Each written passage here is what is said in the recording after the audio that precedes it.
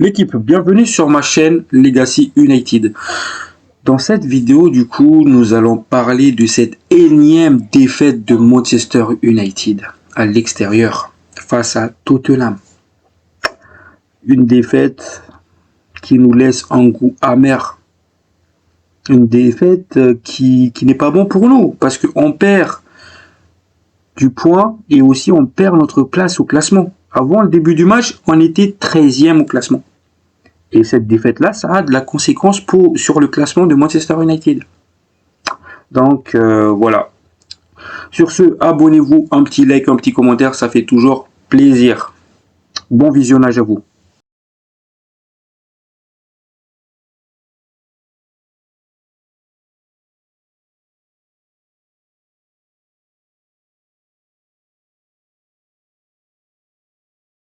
Mes fans mancuniens, bonsoir à vous. J'espère que tout va bien pour vous. Pour ce qui est de ma part, on va dire que je vais bien. Mais cette défaite vient de plomber ma semaine, clairement. Donc, cette vidéo, on va parler de cette défaite. Pourquoi, du comment. Donc, le but, ça vient d'une erreur de main de Onana, j'ai envie de dire. Pourquoi je dis ça? Parce que il y avait une frappe, Onana a repoussé la balle sur comment il s'appelle? Sur Maddison. C'est-à-dire il l'a remis en jeu. Et Maddison, il n'a plus eu que à terminer l'action. Donc c'est pas vraiment la faute de Onana, mais je pense que sur cette action-là, il pouvait faire mieux. C'est-à-dire soit capter la balle, soit le mettre en corner. Mais après, que Maddison se retrouve seul dans la surface de réparation, c'est clairement, il était où Maguire? Donc c'est la faute du défenseur en vrai. Donc voilà, mais dans ce match-là aussi, on a eu des occasions. On a eu beaucoup d'occasions. Garnacho s'est tenté, Zirkzee, il a tenté, Højlund, il a tenté. On a eu des occasions. Mais le problème, c'est qu'en face, il y avait eu un excellent gardien de but. Donc, ça aussi, ça nous rappelle que dans un match qui s'annonce compliqué, le gardien de but peut te sauver un match. Et ça, c'est ce qu'on a vu aujourd'hui. Parce qu'on aurait pu revenir dans ce match-là. On a eu les occasions. Il y a eu les face-à-face de Garnacho, il y a eu aussi le face-à-face de Højlund, mais Vicario, à chaque fois, il était présent. Et ça montre l'importance d'un grand gardien dans les gros matchs. Et de l'autre côté, nous, Manchester United, on a des gardiens, certes des grands gardiens, mais qui fait beaucoup de bourdes. Des bourdes qui nous coûtent des buts. Ok, aujourd'hui, Onana, il n'est pas fautif sur le but. Il n'est pas à 100% fautif, mais il aurait pu faire mieux. Donc, voilà, moi, Vicario, il m'a impressionné. D'ailleurs, à chaque fois que je regarde les matchs de Vicario, c'est toujours un gardien impressionnant. Et je me dis, pourquoi nous, on n'a pas un gardien de but comme ça qui va vite au sol? Derrière, les gars, hein, c'était un gardien qui était bon sur sa ligne. Je tiens à le souligner.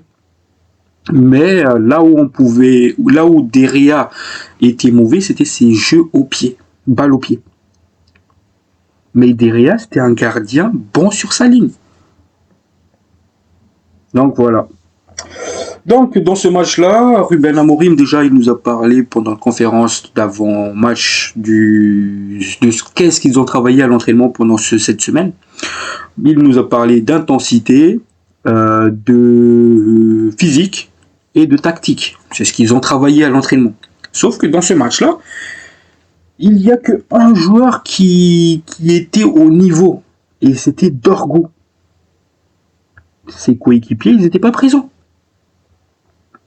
Bon, Zirkzee, il a fait parler sa technique dans ce match-là, mais il y avait beaucoup de déchets.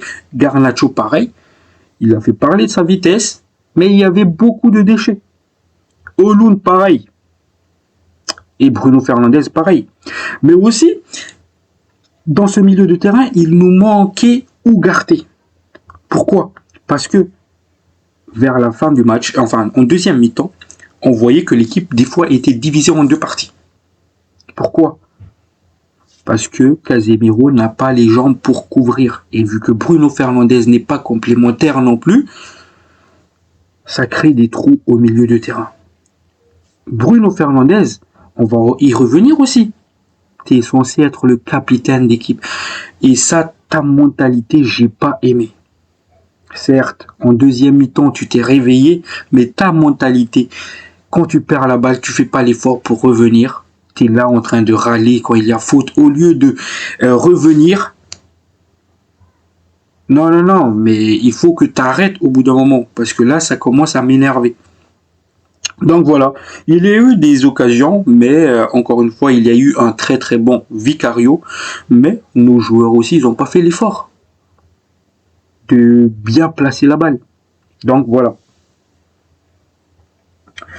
Donc comme je l'ai dit tout à l'heure, cette défaite-là, ça a de la conséquence au classement, hein, parce que maintenant on est 15e au classement avec 29 points. Tottenham repasse devant nous, à 12e avec 30 points. Donc, il est vraiment important de survivre cette saison. Certes, on n'est pas épargné par les blessures, mais il faut faire avec. Il faut faire avec.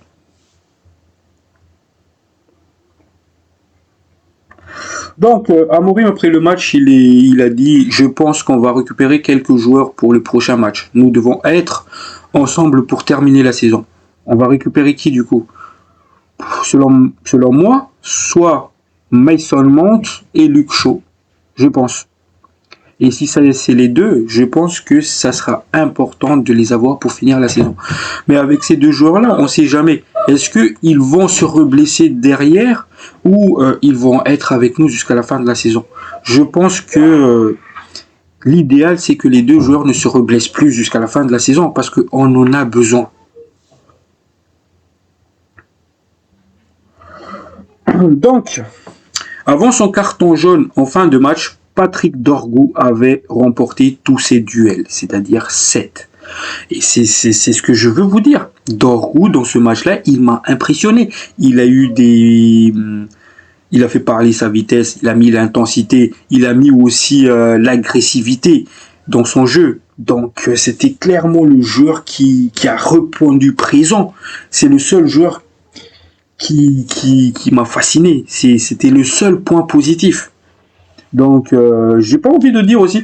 Ah oui, l'autre point positif, c'est l'entrée de Obishido. Sauf que c'est une entrée où le joueur, il a même pas touché une balle. Donc, voilà. Donc, Manchester United a perdu 12 de ses 25 matchs de Première Ligue cette saison. Ce qui représente le plus grand nombre de défaites lors des 25 premiers matchs d'une saison dans le championnat depuis 1973-1974. Cette saison, les gars, c'est vraiment la pire. Les joueurs, ils ne répondent pas présents.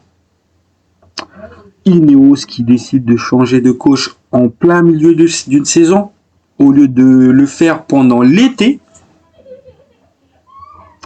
Et l'arrivée d'un nouveau coach aussi, il faut du temps pour s'adapter. Rien ne va.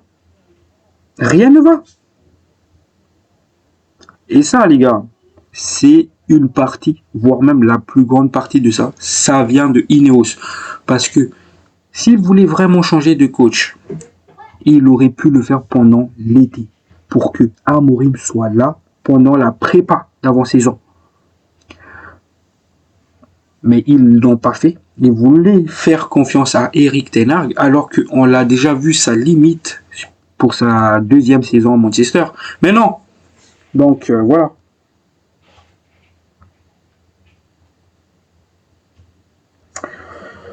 Donc Amorim aussi, il parle du fait qu'il déteste perdre. C'est la pire des sensations. Je suis ici pour aider mes joueurs. Je comprends ma situation, mon travail et je suis confiant dans mon travail.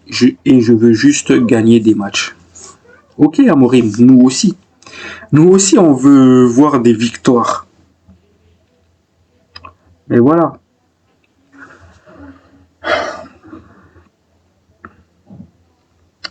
Après, il revient sur le fait, sur les jeunes sur le banc. C'est la compétition la plus difficile au monde. J'essaie d'être prudent avec eux. J'ai senti que l'équipe poussait pour le but et je ne voulais pas changer. Je n'ai pas ressenti le besoin de changer.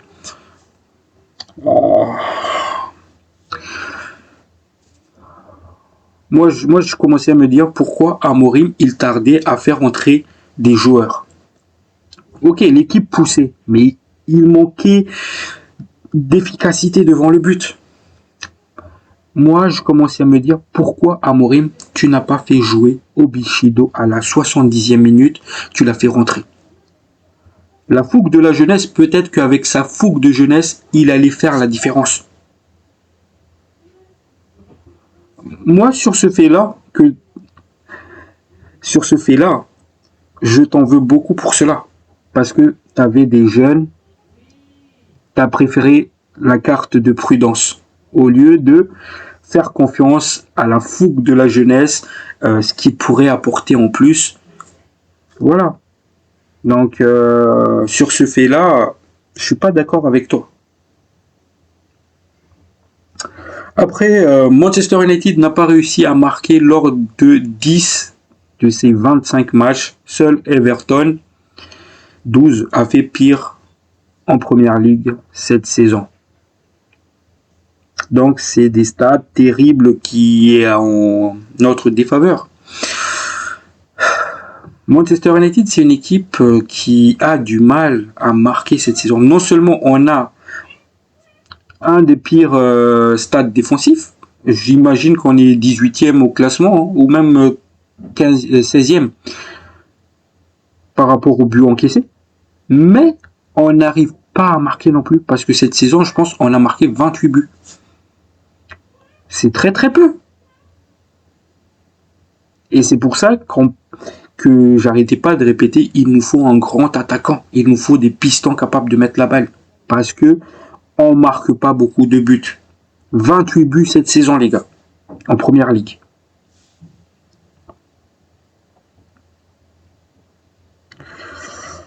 Donc, Amorim, il continue. La différence aujourd'hui, c'est qu'ils ont marqué et pas nous.